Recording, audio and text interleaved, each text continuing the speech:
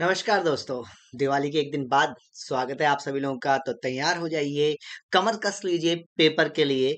और हम यहाँ पर रिकॉर्डेड के साथ ही सही, लेकिन आपके कुछ इंपॉर्टेंट क्वेश्चन और फैक्ट मैं करवाने आया हूँ। तो फटाफट अपने आप को इवेल्युएट करते हुए चलिए, चेक करते हुए चलिए कि हाँ, क्या और कैसे होने वाला है। तो सेशन पसंद आए तो जरूर से लाइक और शेयर करिएगा। फिलहाल बेसिक प्रोटोकॉल जो मैं कहता हूँ वो फॉलो करते हैं। यूट्यूब चैनल, आपका अपना यूट्यूब चैनल हेलो टीचर्स पर मैं आपका स्वागत करता हूँ महेंद्र सर के साथ। आप दुनिया जीएस की में है और अन अकेडमी का एक प्लेटफॉर्म है हेलो टीचर्स अन अकेडमी, जो इंडिया का लार्जेस्ट लर्निंग प्लेटफॉर्म है। अन अकेडमी एप्लीकेशन पर आप मुझे फॉलो करिए महेंद्र सिंह मेहरा के नाम से। मेरी स्पेशल क्लास जब भी मैं कंडक्ट करवाऊंगा, जब भी मैं स्पेशल क्लास लूंगा इस फेस्टिवल सीजन के बाद या बीच में, जब भी रहेगा वो आपके पास नोटिफिकेशन आपको मिल जाएगा। तो जरूर से फॉलो करते हुए चलिए मुझे। और क्या मिलता है आपको यहाँ पर? तो डेली लाइव क्लासेस आप यहाँ पर देखते हैं। इसके अलावा आप क्या देखते हैं? तो आप देखते हैं लाइव टेस्ट, स्ट्रक्चर्ड कोर्स जो आपके एग्जाम में आपको बनत देता है, वो पूरा कोर्स स्ट्रक्चर्ड तरीके से कवर करवाया जाता है। Unlimited access. एक सब्सक्रिप्शन के बाद आप क्या कर सकते हैं? एक सब्सक्रिप्शन के बाद आपके सामने सभी एजुकेटर और सभी प्लस क्लासेस ओपन हो जाते हैं। तो क्या बोला गया है? One access unlimited, one subscription unlimited access. ठीक। और देखो, फ्री क्लासेस, भाई प्लस के अलावा फ्री क्लासेस पर भी फोकस है। यूट्यूब पर सभी क्लास फ्री रहती हैं। ऐसा नहीं सिर्फ यूट्यूब पर, बल्कि एप्लीकेशन पर जो फ्री क्लास होती है उसको स्पेशल क्लास कहा जाता है, तो वो भी फ्री रहती हैं। ठीक। देन कुछ नए कोर्स स्टार्ट हो रहे हैं, क्योंकि पेपर फर्स्ट सीटेट का, पेपर सेकंड यूपीटेट, पेपर जो सीटेट का आने वाला है वो 31 जनवरी को है। ऐसा सुनाई दे रहा है कि फैब के आसपास आते आते यूपीटेट का पेपर भी हो जाएगा। और अगर ये दोनों पेपर हो गए ना, तो जिनका बेसब्री से इंतजार कर रहे हैं केवीएस या सुपर टेट, वो सामने आ ही जाएंगे आपको। ठीक है। अपनी प्रिपरेशन को आप ट्रैक कर सकते हो। अनअकैडमी एप्लीकेशन पर क्या बेनिफिट आपको मिलता है? तो आप देखते हैं शेड्यूल्ड फिक्स रहता है। फिक्स इन सेंस कि पहले से 10 से 12 घंटे पहले शेड्यूल अरेंज करना पड़ता है। रैंडमली नहीं होगा कि मुझे क्लास लेनी है तो शेड्यूल लगा दूं मैं। बहुत सारी भाषाएं हैं, 16 भाषाएं हैं। ना केवल भारत बल्कि बाहर विदेशी भाषाओं में भी आप लोग सीखते हो, पढ़ते हो। आप अपनी मदर टंग में चीजों को जान सकते हो। इसके अलावा वीडियो डाउनलोडिंग का ऑप्शन है, तो फिर आप विदाउट इंटरनेट डाउनलोडेड वीडियो को बड़े प्यार से एक्सेस कर सकते हो, बड़े आराम से देख सकते हो। क्या मिलता है अब आपको यहाँ पर? तो आप देखते हैं प्लस सब्सक्रिप्शन के अंदर, प्लस सब्सक्रिप्शन के अंदर आप क्या देखते हैं? 1 महीने से लेकर के 2 साल तक का सब्सक्रिप्शन यहाँ पर देख लेते हैं।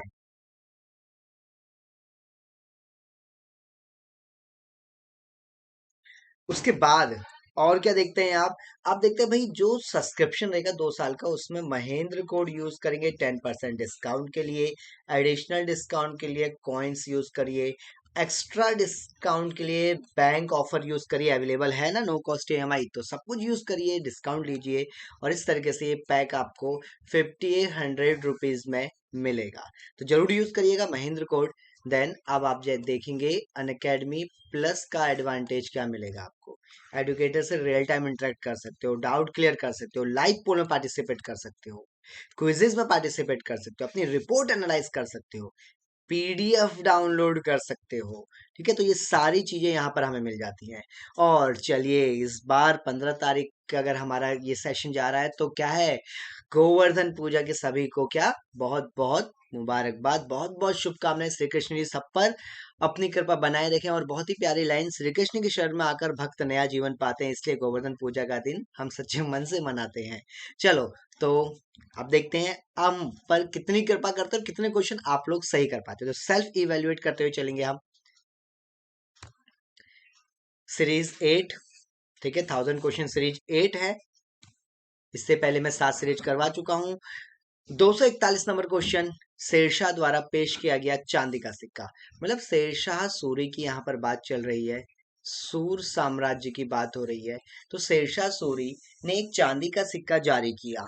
ठीक है। और मुगलों ने भी उस चांदी के सिक्के को लंबे समय तक अपनाया। उस सिक्के को नाम क्या दिया गया था। ठीक, तो बिल्कुल अभी तक आप लोग अपने मन में कह सकते हैं कि इमेजिनेट कर चुके होंगे, आंसर अपने आप को बता चुके होंगे, क्योंकि अब लाइव में नहीं रिकॉर्डेड सेशन है, तो फटाफट यूं क्विक मतलब चुटकी बजाते हुए हम सॉल्व करते हुए चलेंगे। तो जो 30 क्वेश्चन 1 घंटे में होते हैं ना, अब अगर ऐसे चलेंगे, जो जिनको आज जो कहते हैं कि सर जल्दी करो जल्दी करो जल्दी करो, आज उन्हें पता चलेगा कि 30 क्वेश्चन कितनी जल्दी खत्म हो जाते हैं, 30 मिनट भी नहीं लगते बहुत बार तो। चांदी का सिक्का शेरशाह सूरी जो शुरू कर रहा था उसको कहा गया था रुपया। क्या बोला जाता है उसको? रुपया कहा जाता है। ठीक है, दिनार सोने का सिक्का और जीतल तांबे का सिक्का कहा जाता है। दिनार क्या है? सोने का सिक्का और ये तांबे का सिक्का। अगला पॉइंट, उत्तरी सीमांत से भारत अपने प्रारंभिक हमलों में मोहम्मद गौरी ने निम्नलिखित में से कौन सा मार्ग चुना। ठीक, तो मतलब जो मोहम्मद गौरी भारत पर हमला कर रहा है, मोहम्मद गौरी वो राजा जिसने 17 बार भारत को लूटने का काम किया, 1001 से लगातार लड़ाई पे लड़ाई, लूट पे लूट करता चला जा रहा है, और 1027वीं लूट, यानी कि ये इसकी पहली लूट मिलती है और ये इसकी 17वीं लूट मिलती है। तो इस बीच में हर 2-3 साल पे ही आ रहा है। तो वो कौन सा रास्ते से भारत आ रहा है हमला करने? खैबर पास, गोमल पास, हाजीगक दर्रा या बोलन दर्रा? आंसर आप सोच चुके हैं, तो आंसर ये आ चुका है, बोलन दर्रा पाकिस्तान में पड़ जाता है। ठीक है, तो बोलन दर्रे से भारत में प्रवेश कर रहा है, मतलब जो हिंदुकुश की पहाड़ियों वाला रीजन है, उस पहाड़ी को पार कर रहा है और आगे चल रहा है। ठीक है, थोड़ा जल्दी हो रहा है, मैं थोड़ा आराम से बात करूंगा, आराम से बोलूंगा, तो आंसर देखेंगे अब हम। अगला प्रश्न आ चुका है, भारतीय दर्शन की संख्या प्रणाली के संस्थापक कौन थे? या यूं कहो ना, भारतीय दर्शन में सांख्य दर्शन किसने दिया था? भारतीय दर्शन में सांख्य दर्शन, जैसे योग दर्शन है, सांख्य दर्शन है, जैमिनीय दर्शन मिल जाता है, उत्तर मीमांसा में मिल जाता है। ठीक है, तो उस प्रकार से सांख्य दर्शन किसने दिया था? तो आंसर बिल्कुल ठीक है, वो है कपिल मुनि या कपिला मुनि ने। ठीक है, कपिला मुनि ने। गौतम मुनि ने क्या दिया था? गौतम मुनि ने दिया था ये न्याय दर्शन। न्याय दर्शन गौतम मुनि दे रहे हैं। पतंजलि ने शुरू किया था योग दर्शन, और ये कनाडा नहीं है, कणाद है ये, कणाद। तो कणाद ने क्या शुरू किया था, ये आप मुझे कहाँ बताएंगे? कमेंट करके मुझे आप लोग बताएंगे, कणाद ने कौन सा दर्शन शुरू किया था, कमेंट करके आप बताएंगे। आंसर देखते हैं। अकबर ने हेमू को किस युद्ध में हराया था? तो अकबर और हेमू की बड़ी फेमस लड़ाई होती है, आपको पता है।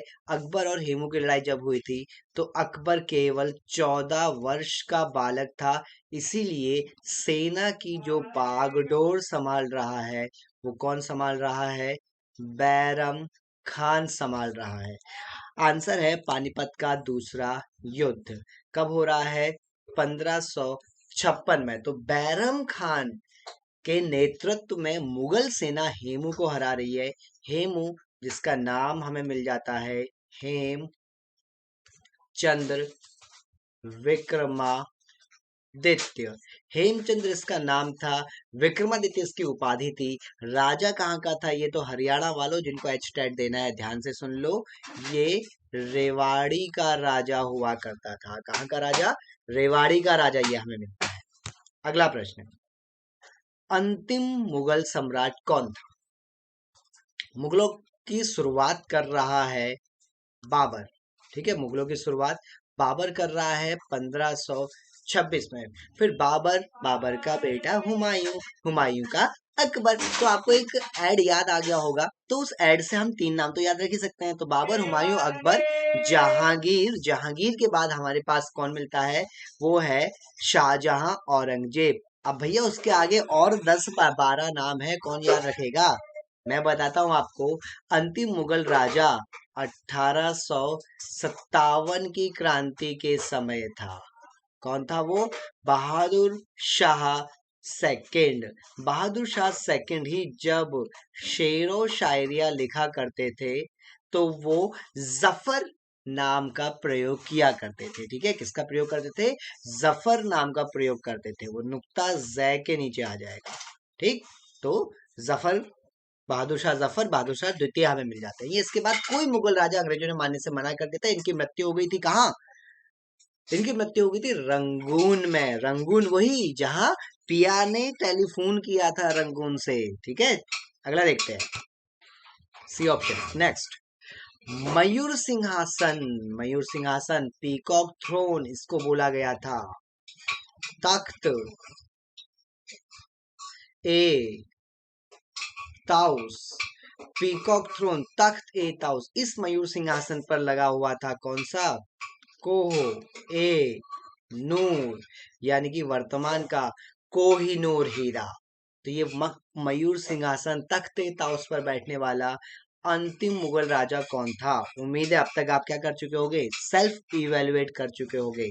आंसर बता देता हूं मैं, क्योंकि कमेंट नहीं देखने हैं मुझे। रिकॉर्डेड सेशन चल रहा है, तो आप लोग फटाफट से, सेशन अच्छा लग रहा है तो लाइक और शेयर करते हुए चलेंगे। जल्दी जिन्हें पढ़ना होता है ना, उनके लिए रिकॉर्डेड रहता है, क्योंकि लाइव में हमें आंसर देखने हैं, हमें कमेंट करना है और बहुत सारी चीजें है, और आपके क्वेश्चंस का जवाब भी देना होता है।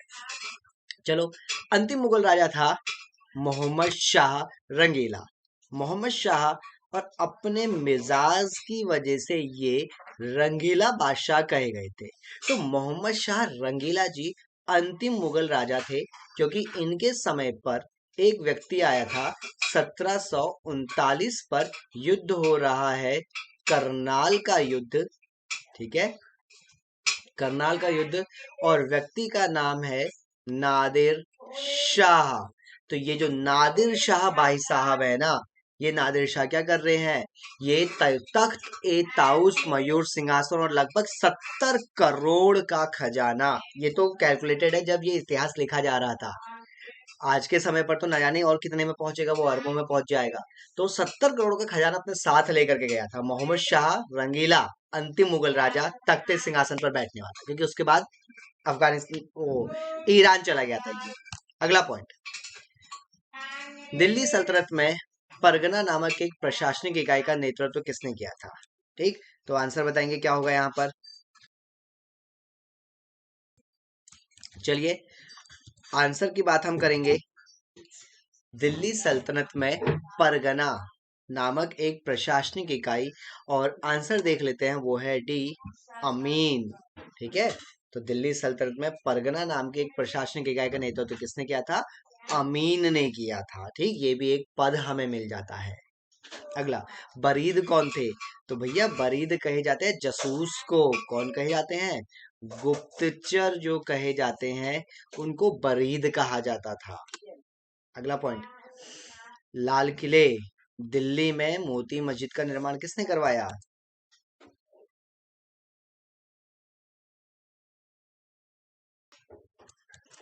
दिल्ली के लाल किले की मोती मस्जिद का निर्माण कौन करवा रहा है? शेर शाह, शाहजहां, औरंगजेब, बहादुर शाह जफर। देखिए आंसर क्या मिलेगा इसमें। चलो, आंसर मिल जाता है डी, बहादुर शाह जफर। नहीं, कुछ आंसर में गड़बड़ है। क्या गड़बड़ है आप लोग अभी तक जान चुके होंगे। दिल्ली के लाल किले में मोती मस्जिद का निर्माण करवाने का काम इसने नहीं किया था, वो काम कर रहा है सी ऑप्शन, औरंगजेब। औरंगजेब ने दिल्ली के लाल किले की मोती मस्जिद बनवाई। और क्या था इस मोती मस्जिद के अंदर? तो भैया इस मोती मस्जिद जो उसने बनवाई थी, वो व्यक्तिगत तौर पर नमाज पढ़ने के लिए बनाई गई थी। किसके लिए बनाई गई थी वो मस्जिद? व्यक्तिगत तौर पर नमाज पढ़ने के लिए ये दिल्ली की मोती मस्जिद का निर्माण किया गया था। और अगर आगरा की मोती मस्जिद पूछे, तो आगरा की मोती मस्जिद का निर्माण कर रहा है शाहजहां। ठीक है, अगला पॉइंट, किस कवि, किस संस्कृत कवि की प्रसिद्ध पुस्तक गीत गोविंद मिलती है हमें? गीत गोविंद जो हमें मिल जाती है, वो क्या मिल जाती है? एक प्रसिद्ध पुस्तक मिलती है। जो हम गीत गोविंद की बात करते हैं, श्रीमद् भागवत गीता जो हम बात करते हैं, श्रीमद् भागवत गीता और जो गोविंद है, मतलब कि आज भैया दूज है तो श्री कृष्ण जी की बात भी चलो आ ही गई है, उनके जीवन परिचय या उनके बारे में ये लिखी गई है गीत गोविंद। और लिखने वाले व्यक्ति जयदेव हमें मिल जाते हैं। आंसर है जयदेव। गीत गोविंद के रचयिता हमें मिल जाते हैं। ठीक। अगला 1900 सॉरी 1950 ही निकलता मुंह से। 250 नंबर क्वेश्चन। हैदराबाद में चार मीनार काफी फेमस है, ये चार मीनार जो हैदराबाद की है, कौन बनवा रहा है? कृष्णदेव राय, मोहम्मद कुली कुतुब शाह, अली वर्दी खान, औरंगजेब। आंसर आप लोग अब तक जान चुके होंगे। आंसर आप लोग जान चुके होंगे कौन बनवा रहा है इसे। तो हाँ, आप थोड़ा सा सोचिए, बताइए क्या इसका आंसर होगा। चलो, तो इसका आंसर हमारे पास मिल जाता है, वो है बी ऑप्शन, मोहम्मद कुली कुतुब शाह। असल में हैदराबाद में क्या फेमस थी? निजाम शाही पे फेमस है। निजाम शाही। जैसे कि लखनऊ में नवाब शाह, नवाब फेमस थे, हैदराबाद के निजाम फेमस थे। और उन्हीं निजाम में क्या मिलते हैं हमें? ये कुतुब शाही। उन्हीं निजाम में कुतुब शाही ये हमें मिल जाते हैं। मतलब एक निजामों के अंदर कुतुब शाह नाम का व्यक्ति जो कुतुब शाही चला रहा है, तो वो चार मीनार का निर्माण करता है। ठीक है। अगला प्रश्न, उस बंगाली कवि का नाम बताओ जिसने सल्तनत काल में गणराज खान की उपाधि से सम्मानित किया गया था। क्या मस्त क्वेश्चन आ रखा है भाई ये। गणराज खान, वो बंगाली कवि जो गणराज खान से फेमस था। आंसर बिल्कुल आंसर है सी, बंगाली कवि है तो नाम भी तो बंगाली बाबू का होना चाहिए ना। तो बंगाली बाबू जो गणराज खान के नाम से फेमस थे, वो कौन थे? वो है मालाधर बसु। कौन है वो? मालाधर बसु। ठीक। चलो जी, आगे देखेंगे। अगला प्रश्न हम देखेंगे। और फिर से रिकॉर्डेड सेशन अच्छा लग रहा है, लाइक करते हुए चलिएगा। ठीक है। नेक्स्ट पॉइंट, किस तमिल कवि ने तमिल भाषा में रामायण लिखी? बताओ भाई, तमिल कवि कौन सा है जो तमिल भाषा में रामायण लिखने का काम कर रहा है? ठीक। काफी फेमस है और तमिल कवियों के लिए, तमिल साहित्य के लिए प्रसिद्ध, तो तमिल साहित्य के लिए जो प्रसिद्ध है, अगर उनकी मैं बात करूं तो वो कौन प्रसिद्ध मिल जाता है हमें? वो मिल जाता है संगम वंश। तमिल साहित्य के लिए फेमस है संगम वंश। आंसर है ए, कंबन। ठीक है, तो कंबल मत कर देना, सर्दियों में कंबल में घुसे हुए कंबल मत करना, कंबन करना। कंबन ने तमिल भाषा में रामायण लिखने का काम किया था। बहुत ही इंपॉर्टेंट और बहुत ही अच्छा प्रश्न हमें ये मिल जाता है। ठीक। अगला पॉइंट, दिल्ली में पुराना किला, ये पुराना मत करना, पुराना करना मैं ठीक कर लेता हूँ। आप मुझे इसका आंसर बताएंगे क्या होगा। दिल्ली का पुराना किला।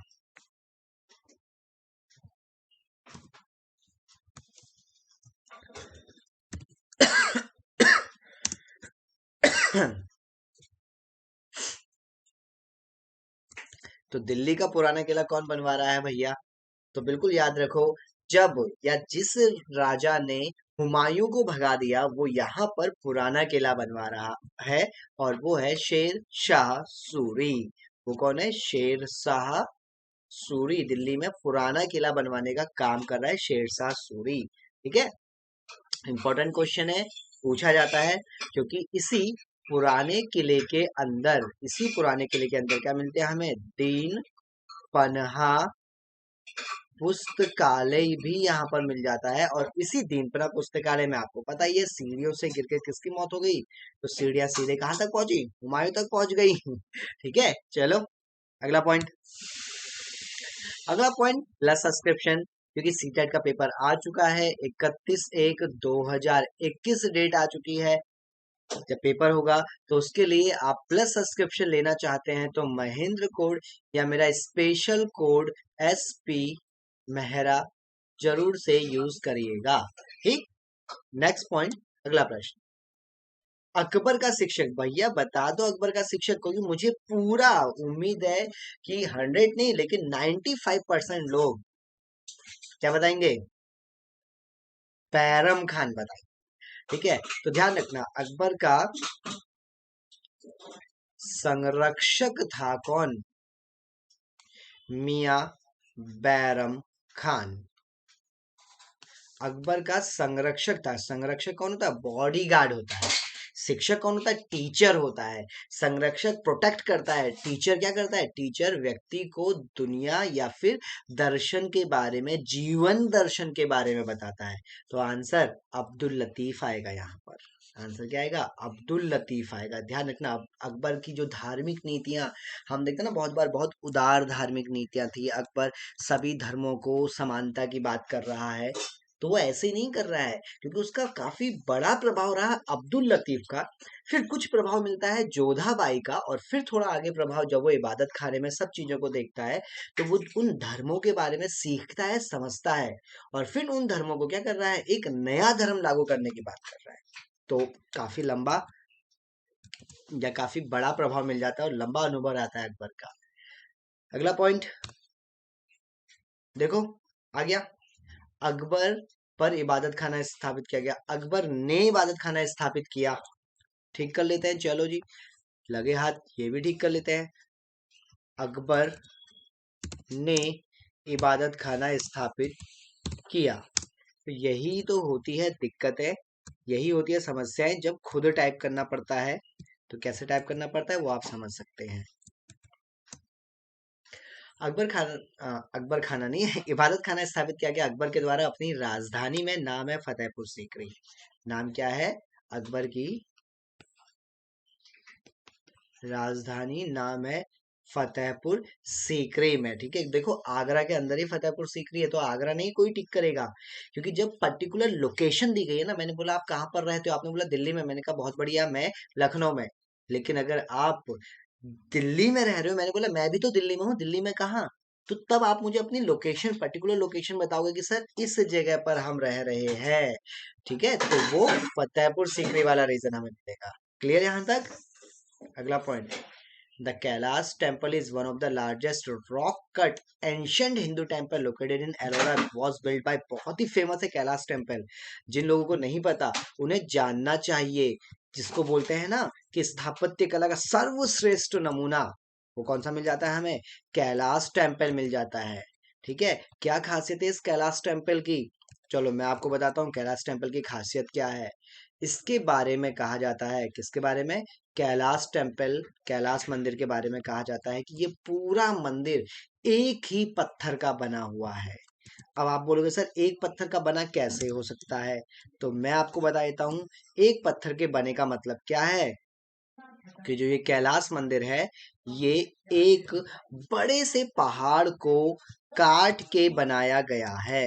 कैलाश मंदिर क्या है, एक बहुत बड़ा सा पर्वत हमें मिलता है, इसको बाहर से इस तरीके से काटते हुए अंदर की ओर बनाया गया। सोचो इससे बेहतरीन और क्या हो सकता है स्थापत्य कला का नमूना जो इंसानों ने बनाया।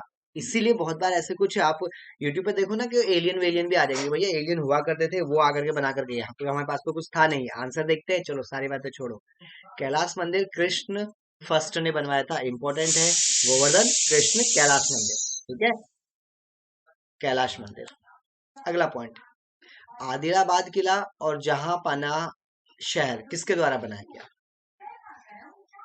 आदिलाबाद का किला और जहां पनाह शहर या जहां पनाह नगर, तो भैया जहां पनाह कौन थे जिन्होंने बनाया, बहुत सही जवाब, आंसर है सी, मोहम्मद बिन तुगलक ने। मोहम्मद बिन तुगलक ने। गयासुद्दीन ने क्या बनाया था, गयासुद्दीन ने बनाने का काम किया था तुगलकाबाद, दिल्ली में।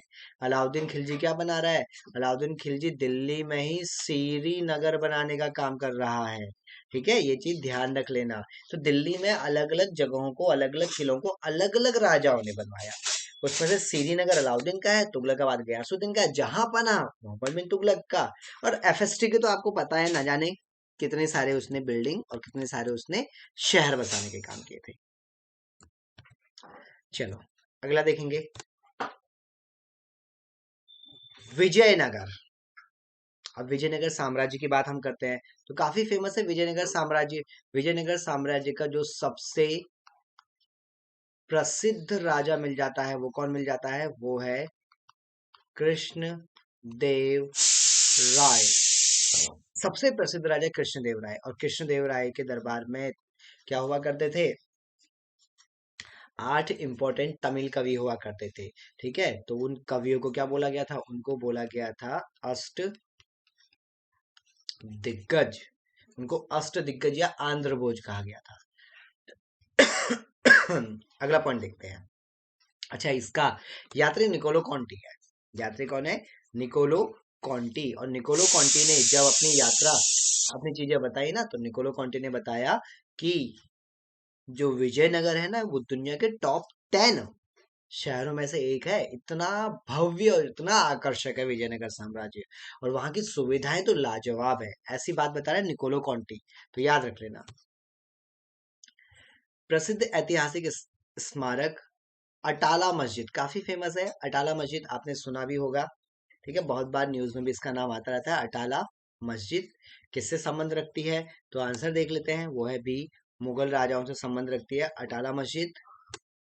अगला पॉइंट, निम्नलिखित में से किस शासक ने एक नए शहर की नींव रखी जहां आधुनिक शहर आगरा खड़ा किया गया। तो आगरा शहर की नींव कहां पर रखी गई,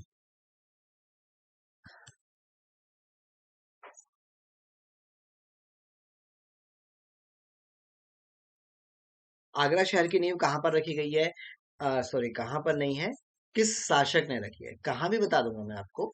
तो शासक है सिकंदर लोधी। शासक है सिकंदर लोधी। अच्छा, आगरा का पुराना नाम योगी जी को बता दो, आगरा क्या है। आगरा सिकंदर लोधी ने रखा है, तो योगी जी तुरंत नाम बोलेंगे, बोलेंगे पुराना ढूंढ के लाओ नाम। तो पुराना नाम बता देना उनको। पुराना नाम था बादलगढ़। तो आज से आगरा को बादलगढ़ के नाम से जाना जाएगा, ऐसी घोषणा हो सकती है भविष्य में। ठीक, क्योंकि बहुत सारे नाम बदले जा रहे हैं। चलो अगला प्रश्न, हुमायूं नामा कौन लिख रहा है, तो भैया हुमायूं नामा लिख रहा है हुमायूं की बहन।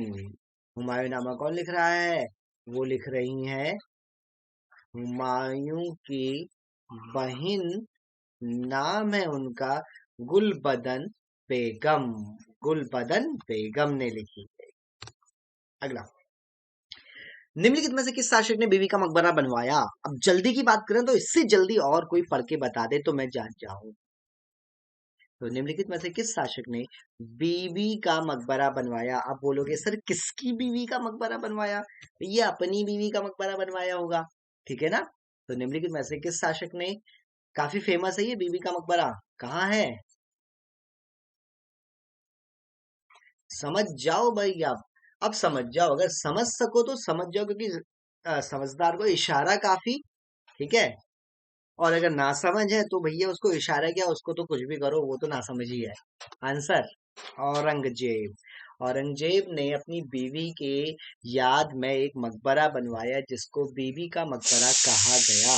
क्या कहा गया इसको, बीबी का मकबरा कहा गया। ठीक है, अगला,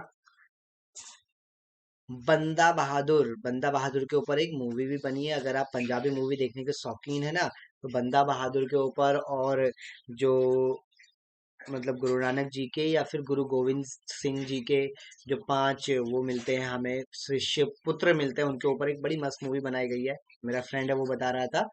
ठीक, तो क्या बोल रहा है, बंदा बहादुर, गुरु गोविंद सिंह की हत्या के बाद मुगलों के खिलाफ विद्रोह का नेतृत्व करने वाला सिख नेता बंदा बहादुर को पकड़ लिया गया और उसको मार दिया गया। किसने ये सब काम किया था।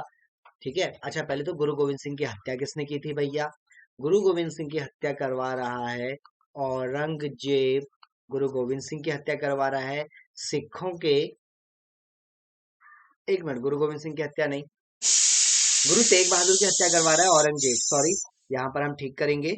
देखिए, जब कुछ गड़बड़ हो जाती है ना, तो बड़ी देर से सायरन भी बजता हुआ दिखाई देता है, सुनाई देता है हमें। तो आंसर हम देखेंगे यहाँ पर, हाँ, आंसर मिल जाएगा यहाँ पर डी ऑप्शन, फर्रुख सियार। फर्रुख सियार को बोला जाता है, टाइटल बोला जाता है इसको क्या, घृणित कायर। इसको घृणित कायर कहा जाता है, फर्रुख सियार को, याद रखना ये पॉइंट।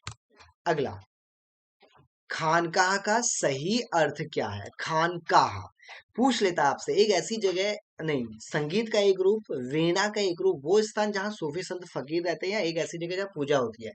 खानकाह, खानकाह का जो सही रूप है वो कौन सा मिलेगा? तो बिल्कुल सही है, सी ऑप्शन, जहाँ सूफी संत और फकीर रहते हैं वो खानकाह कहा जाता है। ठीक। अगला, शासक की सहायता से, किस शासक की सहायता से हुमायूं ने अपने भारतीय राज्य को पुनः बहाल किया? ठीक है, डैश के शासक। ठीक, तो इसको मैं लिख लेता हूँ, डैश के ही लिख लेते हैं भैया। किस शासक की सहायता से हुमायूं ने ये सारे काम कर दिए थे? Dash dash dash dash dash dash, किस शासक की सहायता से?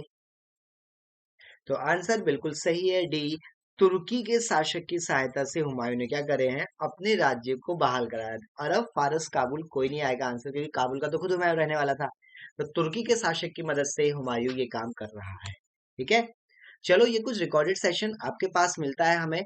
मेरा शेड्यूल आपको पता ही है, रूटीन शेड्यूल में रहता है। 9 बजे मैं आपको लेता हूँ दुनिया जीएस की क्लास, 4 बजे मैं आपसे लेता हूँ सीटेट अनअकैडमी पर, 10 बजे मेरी क्लास होती है। सेशन पसंद आया तो जरूर से लाइक करिए। सब्सक्रिप्शन के लिए महेंद्र कोड यूज करिए भाई, अपने दोस्तों को रेफर करिए। अनअकैडमी का कोई भी सब्सक्रिप्शन लेना हो, अपने दोस्तों को बताइए महेंद्र कोड या फिर एसपी मेहरा। ठीक है, तो इस कोड का यूज करिए 10% डिस्काउंट के लिए। मुझे फॉलो करिए अनअकैडमी पर, और साथ ही साथ सेशन पसंद आए तो लाइक, शेयर और चैनल को सब्सक्राइब करना बिल्कुल मत भूलना। तो चलो, फिर उसके बाद लाइव क्लासेस जल्दी ही आपकी शुरू होती है, तब हम मिलेंगे। तब तक के लिए thank you very much, have a nice day, take care and bye bye.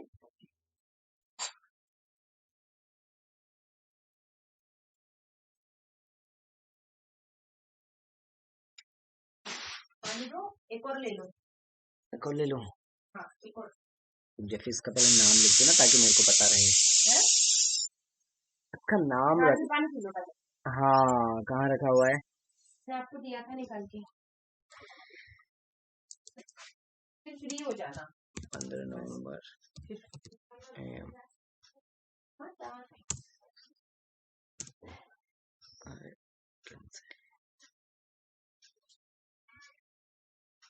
जय माता जोशी।